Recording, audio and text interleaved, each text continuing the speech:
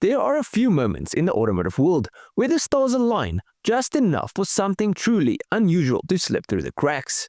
Not by mistake, not quite genius either, but something that only makes sense in the strange language of Italian engineering.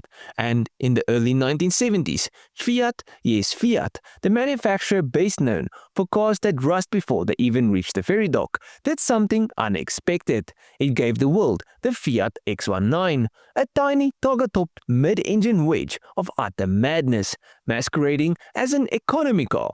It was, for all intents and purposes, a baby Ferrari that you could theoretically afford.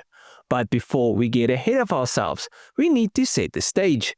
This was the late 1960s, and the world was obsessed with going fast and looking good while doing it.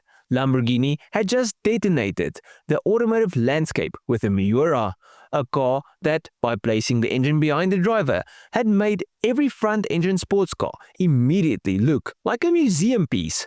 Ferrari was still recovering from the shock. The wedge-shaped future had arrived, and all roads led to mid-engine performance. Everyone wanted in. Fiat, of course, wasn't Ferrari. They weren't the people's car maker, the builder of the 500, the Panda, and the 124. Cars designed for cramped city streets, not winding mountain passes or racetracks. But Fiat had an ace up its sleeve. It owned Bertone. More specifically, it had access to a young genius named Marcello Gandini, the man responsible for penning not just the Miura, but also the Lamborghini Countach, the Lancia Stratos, and several other cars that looked like it had time traveled from the year 2050.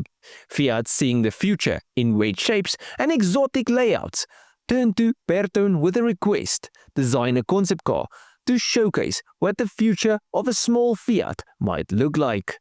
Gandini went off, did a bit of wizardry with his pencil, and came back with something called the Runabout. It was unveiled at the 1969 Turin Motor Show, and it looked like something that had just escaped from a science fiction film. Inspired by speedboats, the Runabout had a minimalistic cabin, a triangular silhouette, and crucially, the engine in the middle. Not at the front like a Ford Cortina, and not at the back like a Beetle. In the middle, where it was always supposed to be. For handling reasons. It was weird, it was brilliant. Fiat wanted it. Now, this is where things get properly Italian. Instead of simply building the Runabout or even adapting it into something a bit more sensible, Fiat decided to go a completely different direction. The world was changing, safety regulations were becoming increasingly strict, especially in America. Crash tests, bumper height laws, and emission controls were strangling the traditional sports car. So, Fiat needed something that could still be fun, but also ticked every box for safety and legality. And so, the X19 was born. The name alone was confusing. X1 was part of Fiat's internal coding system for prototypes. X11 was the 128. The X13 became the 127, and so on. The X19 was simply the ninth project in the first series. Hardly a romantic name, but it was very Italian in its obscurity. Underneath the X19 was basically a Fiat 128, but not the normal one. Fiat had developed a variant called the 128 Rally, and its transverse-mounted 1.3 single overhead cam engine and front-wheel drive gearbox were the perfect candidates for Gandini's wedge. Only in the X19, they were moved behind the seats, turning the whole thing into a mid-engine rocket ship. Or at least that was the idea. In reality, the X19 had 75 horsepower. That's it, 75. You could beat it in a drag race with your feet. But the numbers didn't tell the whole story, because what the X19 lacked in outright speed, it more than made up for in balance, thanks to its mid-engine layout, low weight, and independent suspension all round. The car handled like a scale electric slot car came to life. It was also beautiful, properly, enduringly beautiful, with its crisp lines, pop-up headlights, toggle roof, and impossibly low stance. It looked like the kind of thing James Bond might take on a secret mission through the Alps if he was on a budget. And unlike other exotics, it had a front and a rear boot. It met US crash standards without needing ugly bolt-on bumpers, and it didn't fall apart quite as quick as some of its Italian cousins.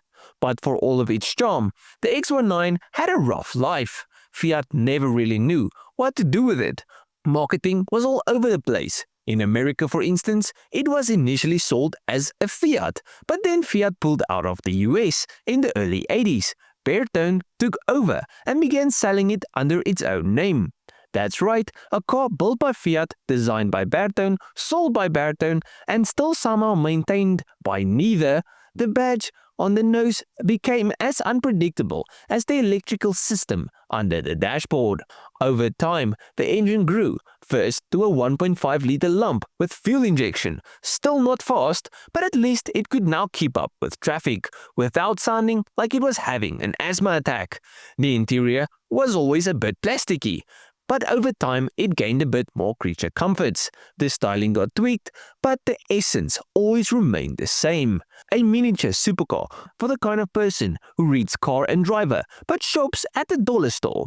Sadly, the world moved on. Hot hatches arrived, offering more space, more speed, and less faff for the same money. Toyota launched the MR2, which did everything the X19 did, but with bulletproof Japanese reliability.